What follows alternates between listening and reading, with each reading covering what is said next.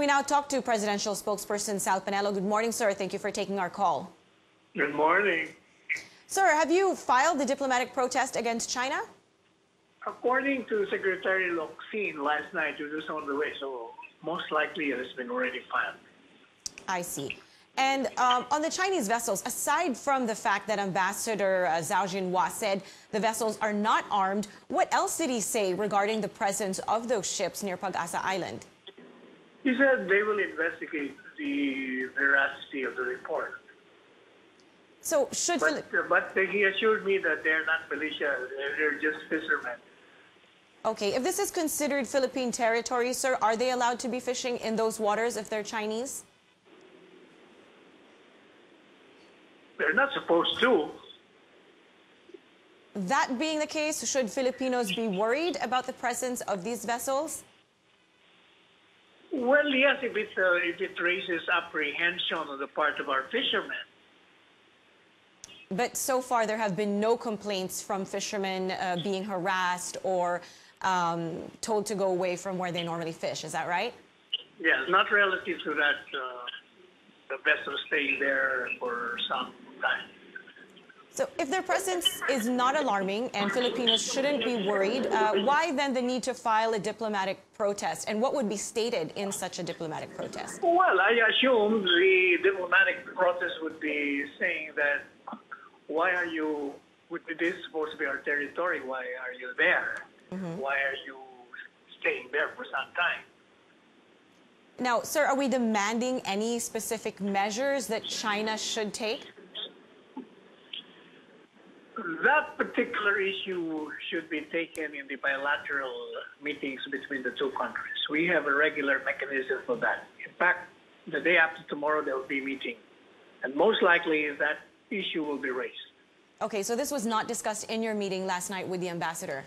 Yeah, we discussed it in passing. He said they will investigate, and he said, as far as he knows, they're just fishermen and not militiamen. Okay, so you said earlier, sir, that most likely by this time the diplomatic protest has already been filed. Is that right? Is this something you can confirm? That's what Secretary Locsin told me last night after the cabinet meeting. I see. Now, aside from the Chinese vessels, are you able to share with us, sir, what else you and Ambassador Zhao talked about? Well, we talk about their concern on the Chinese nationals working here. They said that the Chinese operators of gambling casinos, we should be sure that they're complying with our laws. Because if these Chinese operators who's been given permits to operate are not, then most likely their Chinese nationals are suffering. Like, for instance, they constantly suffer in fear because according to them, their passports have been taken away from them by the employer and they cannot leave. I see, sir. What about the complaint filed by former Ombudsman Carpio Morales and former DFA Secretary Del Rosario? Did this come up in your conversation? Yes, in fact, that's the reason why the Chinese ambassador paid me a visit to express the government's appreciation for the position we have made. Because our position is that while the two communicators, call them communicators because they filed communications with the ICC, have the right to file that communication, our government has nothing to do with that. And as far as we're concerned, the ICC has no jurisdiction over the complaint because, for one, China is not a member of the ICC and neither are we. Now, I understand there was a cabinet meeting last night, sir. Are you able to share with us what happened there? And did you discuss the issues around Pag-asa Island? No, that wasn't discussed. The agenda last night was with respect to the effect of dry spells. Well, what are we going to do about it to diminish the effects of this dry spell? and then we discussed about the water problem, how to do something about it.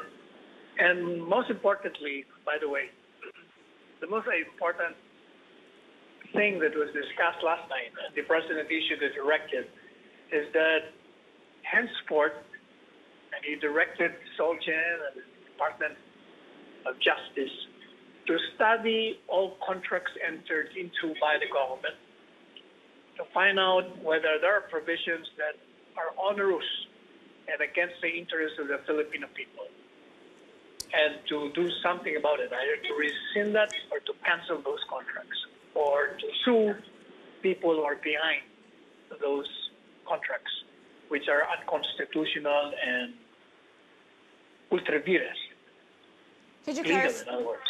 could you clarify for us, sir, exactly what contracts these are?